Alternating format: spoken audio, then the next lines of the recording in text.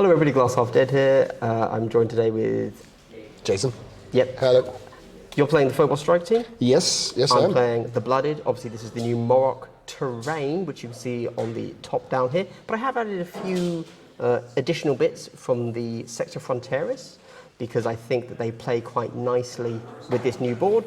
But to very quickly go over our teams before we get into the sped up play for you, I have taken what I think is pretty much the default Blooded team, which is, I'm going to do this quickly as I can, so 2 gunners, one with plasma, one with grenade launcher. I've taken a Flenser, I've taken a Thug, I've taken the Grenadier, I've taken the Sniper, obviously, I've taken the Corpseman, he's like the medic, I've taken the Commsman, no relation to the Corpseman, I've taken a Leader. Now with the Leader you can either go a plasma pistol and then a bad melee weapon, or you can go a good melee weapon and a bad pistol. I went with the bad pistol and the good melee weapon. The reason for that is because I have a lot of melee, and I figure a little bit more melee is pretty good.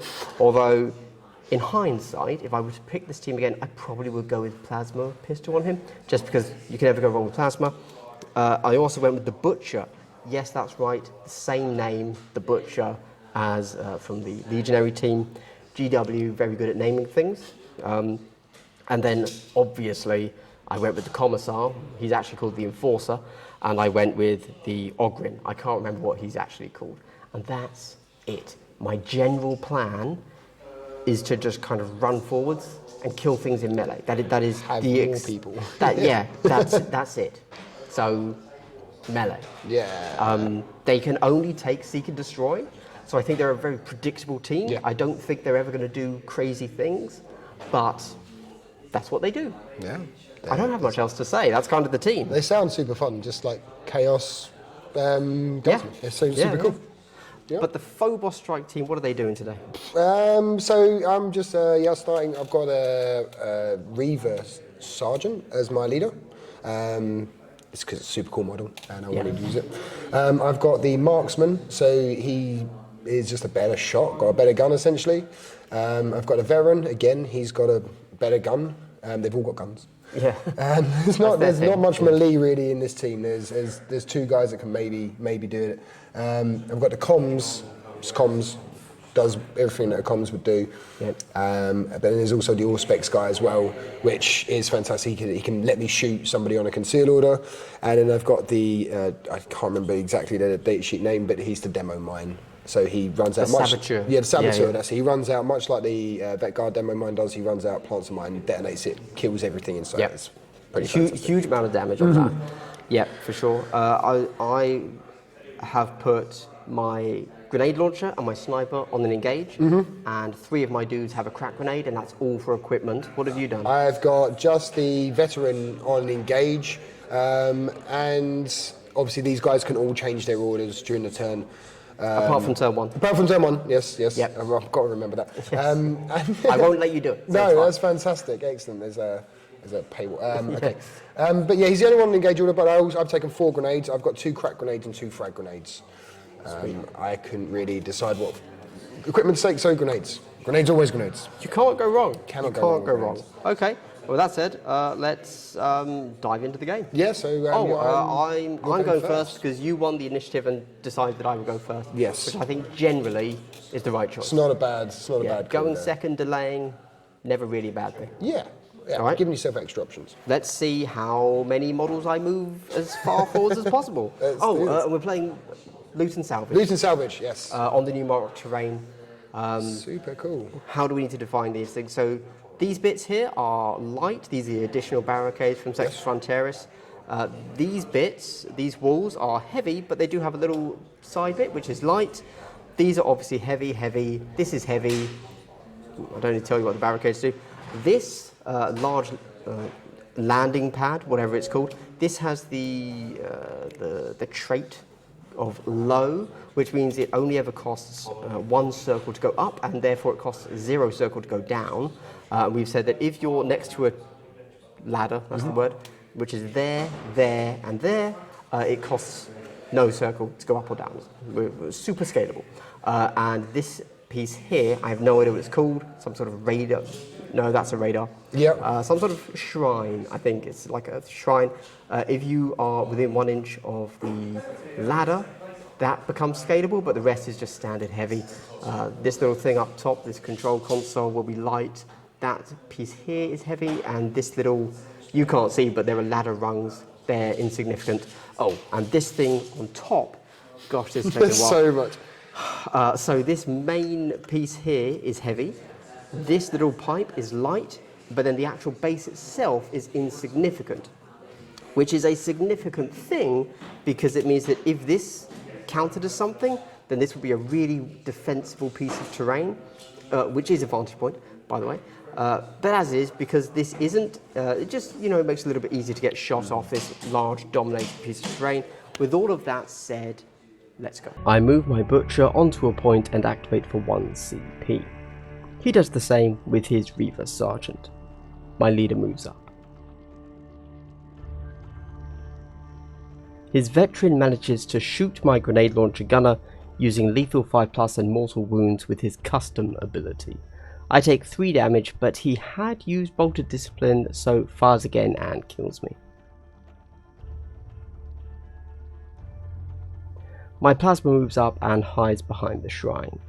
His Voxbreaker moves to the point and taps it. My Grenadier moves to the objective and taps it. His Saboteur moves up and taps the objective.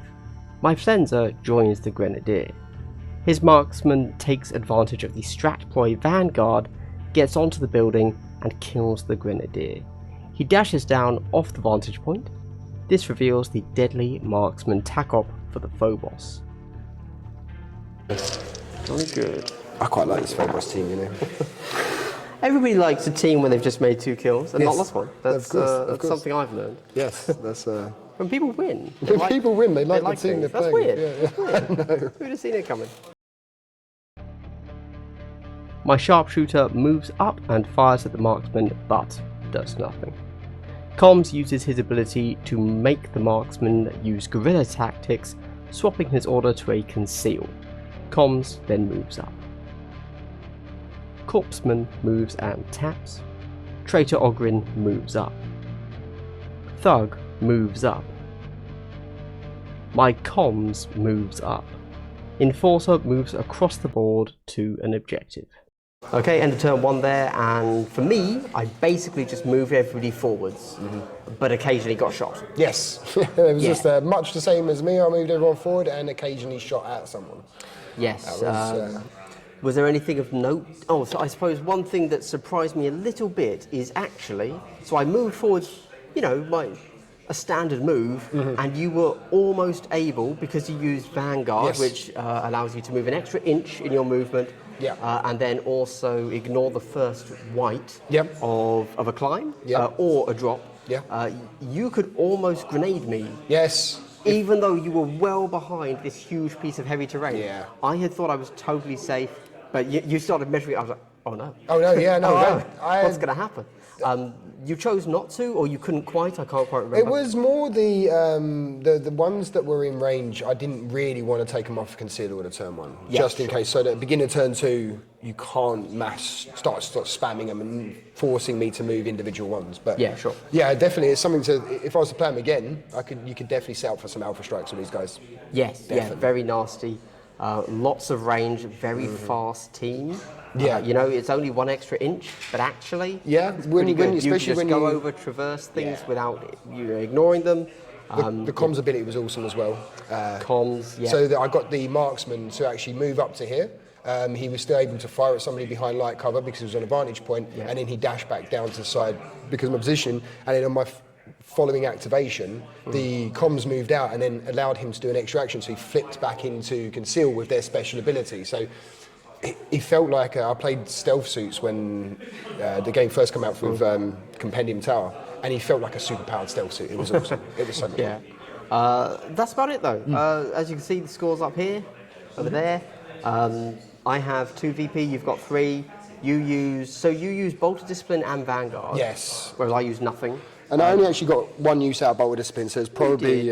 but it did actually confirm me the kill. Yeah. It got you the kill on the crack grenade. For sure. And ultimately, with your guys against me, I'm going to be doing chip damage to you. Yes. I'm not getting any one-shot kills, No. unless I get very lucky with the crack grenade. So, you know, that's kind of what you would expect. Whereas if you'd left him alive, even if he'd only got one hit through on you, Yes. like 4 damage, that would be enough suddenly that's put you into the range where I could kill you with a good melee. Yes, you know? definitely. Whereas as it is right now, any of my melee go into you, you win the melee. Yeah, almost I have to certainly. sacrifice and then, Yes.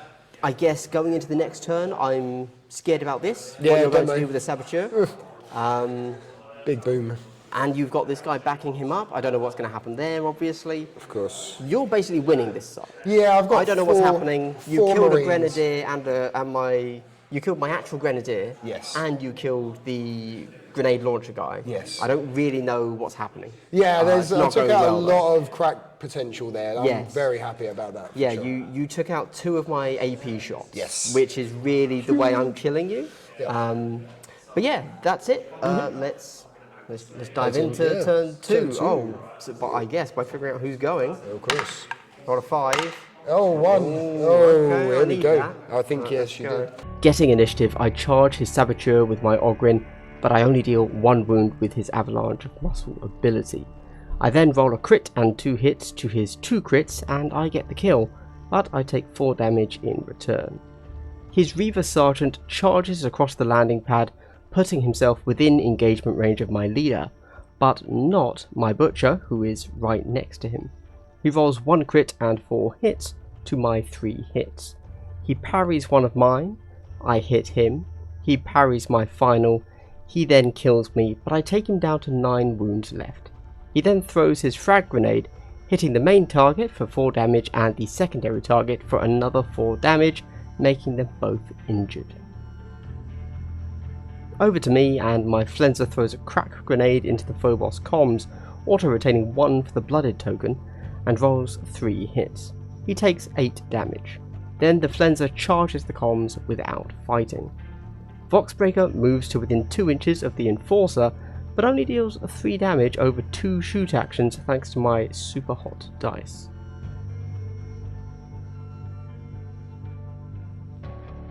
Sharpshooter moves and deals 6 damage to the Voxbreaker. Phobos Veteran moves to the objective and throws a crack at the Enforcer, killing him. I CP a reroll, but I fail it.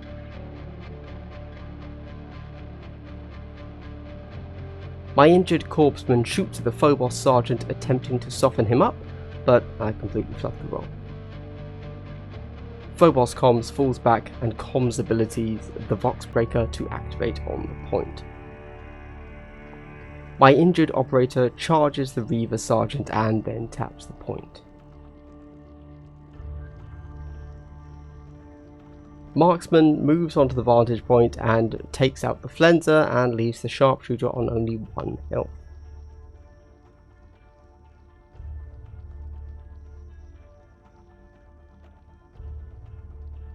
My Thug shuffles around and taps the point. Overwatch kills the Sharpshooter. My Butcher charges the Reaver. I roll 1 crit, 1 hit, 2 misses. He rolls 3 hits, 2 misses. I use the reroll step to spend 2 CP, re-rolling my 2 misses and get a hit. I crit him, he hits me, I kill him. My Butcher then heals for 3 wounds with Unholy Sustenance. My Plasma shoots the Voxbreaker, auto-retaining 1 for Blooded and gets the kill. Okay, so into turning point 2 there, we've ended up on Phobos on 6 VP, Blooded on 7, and I will say, as we're discussing it, going into the next turn, I'm going to have 5 Blooded tokens to put out on the board. So I think actually the whole of my team will be Blooded, and I will finally get access to Gaze the Gods. With that said though, how do you feel turning point 2 went for you? It was going really, really well, and then I lost 2 models in quick succession. But to be honest, they did do work, so potentially they would have done a lot more work. The leader injured 2 people, with a frag Injured grenade. 2 people and killed and someone. killed a guy, so he did plenty of work. And then I failed to kill someone over here, which was super telling. Is I didn't kill. Was it? There was no. I did kill that guy. You got the kill, but a lot of the time you had to do 2 actions to get the kills. Yeah. You're not quite, even though you've got relatively decent weapons. They're not so killy. But they're almost a guarantee. Yeah. Especially on my 7 wound guys. It's really the cover that saved me. That automatic retain is just letting me live on like 1 hit point. And you have to spend a whole action point to finish me off, which obviously for you is like, that's hard to do with an elite team. To then do the actions as mission actions as well. Although, having said that, I've killed 2 for 1. 2 for 1 models over the course of that turn, really. Sure. Well, over the course of the game. So it's not I've killed too 3, bad. You've killed 6. Yeah. So we are exactly aligned with each other. Much the other way from the Vet Guards Legionnaires game. Sure. So, it was okay. I'm in a good position, I think. I'm away from the bulk of your guys. Yes. So if I've kind of stolen this side of the board, and it does feel good. Yes, you're basically in command here, and I'm pretty well entrenched here. Yes. The question just becomes, because I assume we're both just going to tap our 3 objectives and then see what happens on the secondaries. Yes. And unless there's any big change, that's kind of it. That is kind of it. We might get some kills. Like, I'm not saying there are no kills left on definitely the there's board, going to be some kills, but unless we actually do kills that get objectives and like grant VP, this is almost the end of the game. I think Even though we both have half of our teams left. Yes, 100%. I think because you're 1 point ahead now, if it plays out exactly that way, you're just going to win by 1 point and maybe 2, and then it's going to be very hard for me to turn that around, I think. Sure. And at the moment, so I've got Robin Ransack, who I scored amazingly with my Ogren, it was so good. which is great because he's durable. He's going to be tough for you to take down. Yep. So it's entirely possible I still score that. Yes. Which will give me an extra VP at the end. Route. Yeah, I mean, you've got 1 here. I have 1 option, but I'm not. He won't be there for long. Yeah, I don't think that's really going to happen, to be honest. And then you don't know what my 3rd TAC-op is. Well, no, I've told you. Yes. It's Faction TAC-op 3. It's Faction TAC-op 3. But who knows what that is? Even I am forgetting what that means, to be honest with you. Yeah. Whereas you have... I had Faction TAC-op 1, which is... I don't know what that is. It's, basically shock and awe, that's it. So you have to, at the end of the turning point, control an objective that your opponent controlled at the beginning of the objective. And I tried it on this one, and the guy that snatched the objective, I was thinking that this was 2 APL guy here, even if he moved on to it, I control it. But it was a plasma, I forgot, and I got plasma'd off the board. In fairness, you will now score that, because this is my plasma here. I'm going to kill him, and then you will get that. Yes, definitely. And do you have a Deadly Marksman? Deadly Marksman sitting up here. You could even score that with him, and then he's gone. And then finally Execution, which is you have to kill more models. At the end, so at the end of the game now, which is also very likely. Yes, I think if I kill 1 more model, it's a guaranteed. It seems pretty likely, yeah. Okay, awesome. Well, you know what? Let's roll to see who goes first. Okie dokie. That's better. Okay. Please. Oh no, I'm going to put it in the dice tray. Hooray! All right, let's do it. Marksman shoots and kills the plasma, maxing Deadly Marksman. He then taps the point. I use my injured operative to tap my point. He moves his veteran to the other point, and then shoots the Ogren, but fluffs the roll with 3 1s. Shoots again, but only deals 3 damage. My thug moves up. His comms taps the objective and bumps the veteran to tap his point as well. The blooded comms gives +1 APL to the thug and then taps the objective. His veteran fires Overwatch at my Ogren, getting the kill with 3 critical hits to my 0 saves. My butcher moves up onto the landing pad and throws his crack grenade, auto retaining 1 for blooded, and gets the kill. Okay, so end of turning point 3 there. I'm down to 4 models, you're down to 2, so we actually managed to keep that ratio. Yeah. How did it go for you? Oh, really well, actually. They're surprisingly fast, this team, and have some very cool tricks for getting more mission actions out of them. So again, the comm specialist was just so much fun display. I managed to move a guy out of here and fire twice using Bold Discipline, and then on my next activation still cap the point, which was huge. Sure. The guy got to fire Overwatch as well, so that one model scored me a primary VP and fired 3 times into your biggest model. It seemed super value. The marksman did really well for me, but I'm down to 2 models. So. Yes, that was 100% my mistake. I left a guy out in Overwatch for you to kill. Even after I had been so lucky, where your first shot had done literally nothing, just pinged off me. And then, total mistake there. And that was also my Gaze of the Gods guy. Yes. Not that really mattered, because we had worked out I couldn't actually charge you. Yep. And he can't perform mission actions, so he was kind of... It's kind of just standing there. Still, you killed him. Yes. That was my mistake. And the big thing now is the 3 objectives on my side are all completely tapped. Yes. But the 3 on your side are just... I can score potentially score all 3 of them. Yeah. All 3 of them once more. Yes. Well, you've actually only got 2 guys. Yeah, so if you go 2 first this turn, you can still run these points off me for sure. If I go first, it's harder for you to take do so. that. Yeah. And then it just comes down to whether I score this twice, I imagine. Okay. Yes, and I still don't even know. This is good. This is good. I don't know what it is either. I'm scared. I'm scared. So, with that said, shall we roll and see what happens? Oh, God. No. Yeah. Oh, no. Oh, no. Okay, all right, let's do it. Comms moves to the other point and taps it. My thug charges and kills the comms with a single crit. His marksman kills my butcher, then moves to the point. Because there's honestly nothing else to do and rolling dice is fun, one of my injured guys moves off his point and shoots the marksman, dealing 5 damage. Finally, he overwatches and kills the thug. Okay, end of the game, and we kind of called it. Yeah. For what for the viewers would have been about 2 seconds ago. Yes.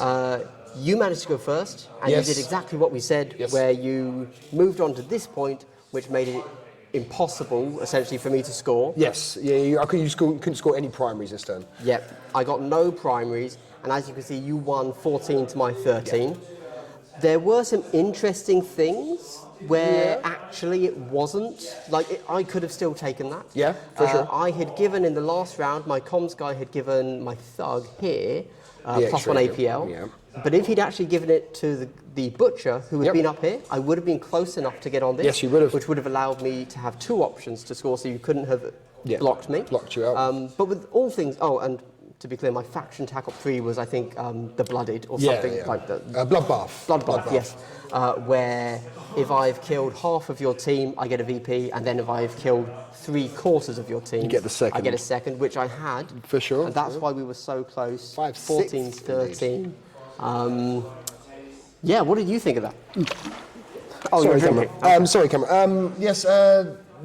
Really, really fun game. Like both of the teams, they play like a more aggressive Vet Guards. I kind of thought that if there can be such a thing as more aggressive Vet Guard. But they're very good. They're very oppressive in the same way. There's lots of bodies. You have to chew through them. Really enjoyed that. But the Phobos I really like. Okay. They're super reliable, like you'd expect from a Space Marines. There's lots of really good keywords like lethal 5-ups and AP, more wounds on crits, stuff like that. And it's the comms was the big revelation for me on this one. It works so completely different from other comms specialists, but weirdly really versatile. Okay. Like just being able to move a guy here and then focus on shooting, knowing that on my next activation I could still score a mission action point with him. Right. So I could make use of a Bolt of Discipline and getting the action points, but I didn't have to pre-set it up, so you don't have to telegraph it. Whereas with the older common specialists, you'd have to be like, okay, this guy's going to get an extra APL. Yeah. Now everybody knows that on your next activation, you're going to do a 4 APL activation, and they will target that guy down. Whereas this one, you can be a bit more secretive with what you're doing. Yeah, the additional action after activation is pretty interesting. Yeah. I quite like it, to be honest. I think, They can play recon secondaries and infiltration secondaries, so a lot of those are action-based as well. So I could see it being really useful there too.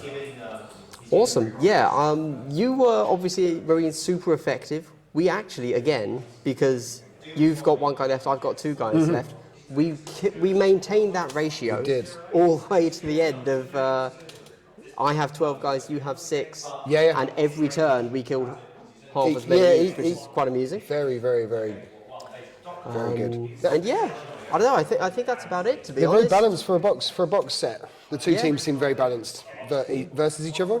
Sure. It's great. Sure. And when it comes to the terrain, Great. obviously, we're not using exactly the Moroch box. We used a few of my pieces, which I think is kind of necessary. These little bits of light I really think if help. you don't have these, but you do have the Octarius set, you could use like the smaller, the ruins there as well. Things, yeah. But actually, this thing in the middle, it does define the board. Yeah, 100%. So this is a huge footprint you cannot move through. Yes. But actually, it didn't feel like I wasn't playing a game or something, or like, oh, because this is here, X can't happen or something. I think that played fine. It really did. I very much enjoyed playing around it. It functions because of the low keyword that they've made for it.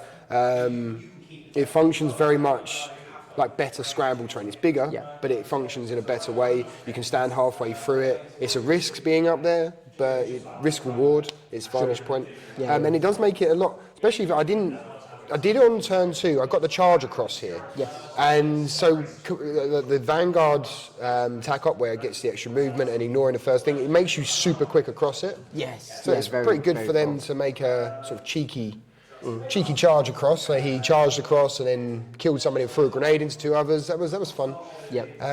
And all the while around it, I mean, maybe we picked the best meshing for it, maybe. I think that is, because due to the lineup of these missions in Lose and Salvage, you're right, there is a nice middle spot for this to go. Yes. But there are some missions where obviously there is a middle objective. Yeah. It's like, I mean, Central Control, if you took this off, Central Control might be playable on this. Yeah. I mean, not Central Control, Domination or whatever, because it's kind of king of the hill at that point. Sure, I could see that. If you obviously allow it to be captured like as if it's placed on the terrain, which I think is fine. Sure. I don't think that's a big deal. But the alternative is having it off to one side. Yeah, of course. Like, still outside of a deployment zone, but just like it could be just right in the like up against the wall on one side and have it dominate that side. But then have all the heavy, like in the middle, kind of stopping it from dominating the board. Yeah. Who knows? Like, it's not an automatic, this isn't a game. Definitely which I think a lot of people might be thinking, since we've been playing Octarius for so long, that they're like, you've got to have these small buildings more like this than the big ones. No, I liked the channels that it built down the sides here. It funneled everything, it created contact points. It definitely did. Was good. I will say, that is one thing that, if you're watching this, you've probably watched my reviews of this. This large piece of building in the box of Moroch says you should build it as one thing. I would strongly recommend you don't do that. Yes. Keep this as 2 pieces, as then it provides a lot more cover for you. For sure. But if we had been playing it with it as one building and this is another big building, like this. Suddenly it's like, it's not quite as good there. Not quite as flexible. I think maybe if you were to build it up that way, you could have this one to one side of the board, maybe like on the diagonal, this one to the other one, and then this in the middle for obscuring between the two. But it's not. And of course, this doesn't have to be on that. No. So that could also be in the middle. Yep. Like there are ways around it. There are ways. But awesome. Okay, well, I don't really have much more to say about the Blooded. No. They did exactly what I expected them to do, in that they died very easily. Yeah. But otherwise, they ran forwards and they killed you. And they are actually very killy as well. That the Ogren shocked me. He's scary. Well, he's the big guy. Model. So he's the model. If he's not shocking you, what's the point? And then you've also got the plasma, and the ability to take 4 crack grenades is quite good. Yeah, so of course. Obviously, I managed to ping them off. You killed the Grenadier turn 1, so I still haven't managed to use his diabolic bomb in any game yet. But it's coming one day. It will. And then 3 other cracks. Yeah, that was worrying at the beginning of the game. It was so there's a crack grenade coming out of a grenade launcher. There's 4 crack grenades, and there's a plasma. and potentially you can have a plasma pistol in this team at the same time as well. So that's 6 AP guns in a 12-body team. That's a lot. Yeah. That's a lot. I agree. I think if I were to do this again, specifically against an elite team, I would have pushed forwards my melee into very open positions that would make them very, very tempting for you, and held back my 3 cracks, my grenadier, my plasmas, and my grenade launcher to bait you out, because you can't ignore the melees because they're just charge you next turn. That's exactly right. But you're then having to swap to an engage and kill them. Yep. And then that's when my other guys get to actually do some work. Whereas in this, I kind of, for some reason, ended up losing all of them first. Yeah, I think it's because you were set up for the grenades, which is it's a trap I fall into with my vets as well. So I set up for my grenades to go early. Yeah, like they're my. But then they get killed. They get killed, and then I don't use them. Yeah, so it is a waste of it. And I think you're probably right. So maybe I think I only used 1 crack grenade throughout the whole game. And we got a kill, which I think. Did he get the kill? I can't remember. No, he was left on 4 hit points. Yes. So that was obviously. I'm not particularly familiar with the big 12, 14-man teams. No. And that's my lack of knowledge there. I think it's the right way to play them. So I think the one exception when I'm playing the bigger teams is Pathfinders, because of Montcar and the way that works, and the way I prefer to use it turn 2. Yeah. A lot of people like turn 1. With them, I will do that. I'll hold the grenades back because they've got that free dash and they can go a little bit further. Sure. But with my vets, I have the 4 GA2 bodies with grenades go forward. They two functions, as you say, they're like bait that you just can't ignore, right? Yes. But yeah, I don't know. I think maybe with these guys, because you've got so many melee threats. Yes. I think you're probably right. You play the melee threats up front. Sure. And then grenades in reserves. Yeah, I think that's probably the way to go. But still learning, brand new team. This is only my second time ever playing them. And the first time I played them exceptionally aggressively and was tabled like turn 2 or something silly. I mean, against these guys, I can't imagine that you wouldn't if you just run out on engage orders. Yeah, you just say, oh, right, great, bolter discipline, and you mow them down. Absolutely. Like lethal 5 up on, I think, all but one of my guns. No, 2 of my guys. So 4 of the guys had like lethal 5 ups. One of them was lethal 5 up with mortal wounds. One of them was AP5, AP1 on there as well. Yeah. They do lots of work when they're shooting. Sure. The marksman was definitely the standout because he's got the AP1 into my little guys. It was just for sure. And they just melted. But everybody else, I think, pretty much always needed 2 shots. Yeah, they did. Maybe apart from the veteran, perhaps. The one with the mortal wounds, so that's really, I'm not sure if that's the optimal combo. It's obviously the first time I played them. But I put mortal, he gets 2 options, he gets 4 options, and he gets to pick 2 of them, or 5 or 6. But I've opted for lethal 5 up on his gun to bring him in line with the rest, but then mortal wound 1 on the critical. So it becomes very, very reliable, that gun. Okay. It felt reliable anyway. He got 2. Was he responsible for both my kills turn 1? No, just 1. He got a kill though. Yeah, for sure. Yeah, but I did with the bolters. I had to use bolter discipline to get the kills. Yes, I had to do it. Definitely. I mean, you could have finished off by kind of charging in, getting a fight. Yeah, for sure. Because my guys are still only 7 and your fists are still 3-4. Yeah, that's crazy. But shocked me. You'd have taken a hit. Suddenly, me whittling you down would have been much easier. It was also it would have pulled me off of these 3 objectives as well. For so sure. turn 1, which ultimately won you the game. Yeah, for sure. So like turn 1 up was the only one I didn't grab out of these 3 was here, and I think I won by 1 point. Right. So I did. The thing is, we tied on primaries. You got that turn 1. Yeah, I got that one turn 1. But I dropped one each, so we actually tied on primaries, and it was the 1 secondary point over, I think, that got it for me. Is that right? You got 1, 2, 3, 4, 5. No, I got Robber Ransack once, but I got Rout twice and Faction Tackle 3. Yeah, you didn't score any of these ones, did you? No, That's right. Yeah, for sure. That's right. Yep. It was me not getting this turn 1. Yes. Really. But actually, I couldn't. Nothing could reach that because I only have 2 APL. Yeah. So there you go. That was it. That was actually the 3 APL was my biggest advantage in this mission. Which, knowing now, next time I play this mission, I will make sure I comm someone so they can have 3 APL Let's get that one. Move tap. Yes. Make sure I do that turn 1. Because a lot of people, when they look at this board, they assume that, so I deploy along this edge, they assume that these 3 are their objectives, but the easiest but ones they're to not. get to are these 3. Yeah. So if you can just steal 1 of your opponent's objectives, It's very strong. it's very, very strong. Very strong. Awesome. Well, thank you for the game, Jason. Thank you again. Thank you. Good game, dude. There you go. That was a very, very Always good fist game. bump, Yeah. All right. Well, hey, this has been the Blooded versus Phobos Strike Team. There's probably more Moroch content on my channel, either now or earlier in the week. So check all of that out. That's the end of the game. So I hope you've had a good day and continue to have a good day. Goodbye. Take care.